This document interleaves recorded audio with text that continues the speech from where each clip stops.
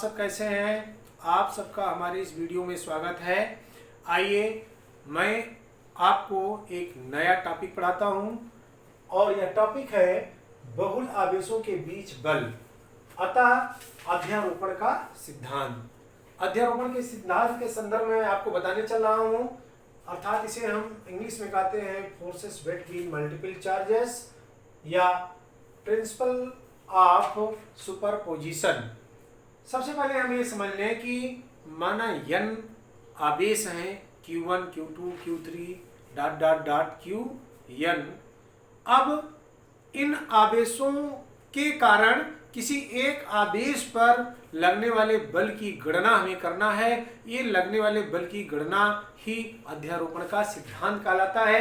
अर्थात यदि किसी निकाय में अनेक आवेश हो तो उनमें से किसी एक आवेश पर कई अन्य आवेशों के कारण बल उस आवेश पर लगे सभी बलों के वेक्टर योग के बराबर होता है, जो इन आवेशों द्वारा एक एक कर लगाया जाता है। इसे अध्यारोपण का सिद्धांत कहते हैं। यदि कई आवेश हों और उन कई आवेशों के कारण उत्पन्न बल किसी एक आवेश पर बल कई आवेशों के वेक्टर बल के बराबर होता है। कई आवेशों के वेक्टर के योग, कई आवेशों के द्वारा उत्पन्न बलों के वेक्टर योग के बराबर होता है, जो इन आवेशों द्वारा एक एक कर लगाया जाता है। आइए अब यहाँ चित्र से थोड़ा समझें। यहाँ पर आप ध्यान दें कि कई आवेश हैं Q1, Q2, Q3, Qn। ये क्रमशः Q1, Q2, Q3 तथा Qn आवेश जो है भिन्न भिन्न बिंदुओं पर रखे गए हैं, जिसके कारण इनमें वेक्टर सदिश या स्थित वेक्टर जो हैं Q1, Q2 के द्वारा वेक्टर R12 और Q1, Q3 के द्वारा वेक्टर R13, Q1, Qn के द्वारा वेक्टर R1n, इसी प्रकार Q1 और Q3 के द्वारा वेक्टर R13 है। तो अब इनके द्वारा पहले हम अलग अलग आवेशों के कारण Q1 पर लगने वाले बल की गणना करेंगे, तब हम सभी बलों के वेक्टर बल की गणना करेंगे। उनके वेक्टर सदिश योग को जोड़ करके किसी एक बिंदु पर लगने वाले बल की गणना कर सकते हैं। तो यहाँ पर सबसे पहले हम Q2 आवेश के कारण Q1 पर लगने वाले बल की गणना। Q2 आवेश के कारण Q1 पर लगने वाला बल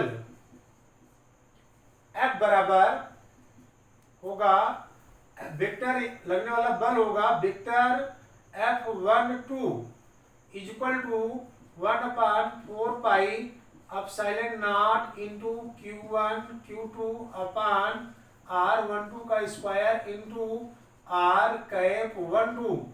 इसे यहाँ पर लिख सकते हैं, ए है केवल मैग्नीट्यूड, मीन्स यहाँ से यहाँ की जो डिस्टेंस है, दूरी है, यहाँ पर वेक्टर का मतलब कोई मतलब नहीं होता, अर्थात vector F12 equal to 1/4 pi epsilon not into Q1 Q2 upon R12 का स्क्वायर इंटू वेक्टर R12।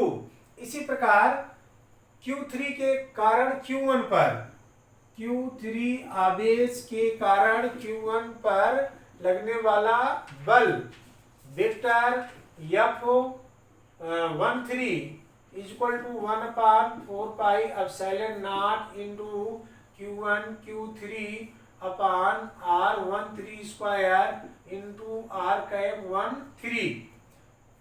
इसी प्रकार Qn के कारण, Qn आवेश के कारण Q1 पर लगने वाला बल vector F1n equal to 1/4 pi epsilon not into Qn upon R1n square into R cap 1 n। इस प्रकार कई जब वेक्टरों को जोड़ लेंगे तो यहां पर Q1 आवेश पर लगने वाला बल, Q1 आवेश पर लगने वाला बल, Q1 आवेश पर लगने वाला बल F1 बराबर vector F12 plus vector F13 plus dot dot dot plus vector F1n, सबको योग कर लेंगे। तब यहां पर हो जाएगा F1 equal to 1/4 pi epsilon not, ये सब में कॉमन है इसलिए ब्रैकेट लेंगे, फिर Q1 Q2 upon R12 square into R cap 12 plus Q1 Q3 upon R13 square into R cap 13 plus dot dot dot plus Q1 अपान R1n square into R cap 1n। इस प्रकार से यह जो है Q1 आवेश पर लगने वाला कुल बल होगा। ठीक इसी प्रकार से हम Q2 आवेश पर लगने वाले बल की भी गणना कर सकते हैं।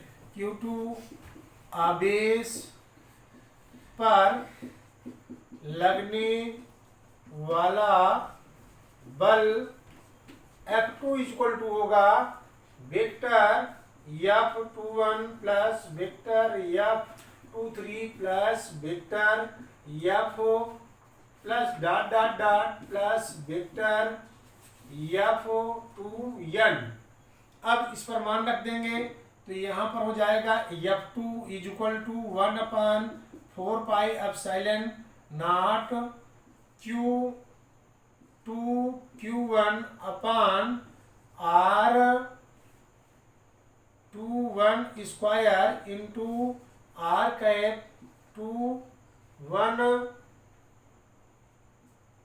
Plus Q2 Q3 upon R23 square into R cap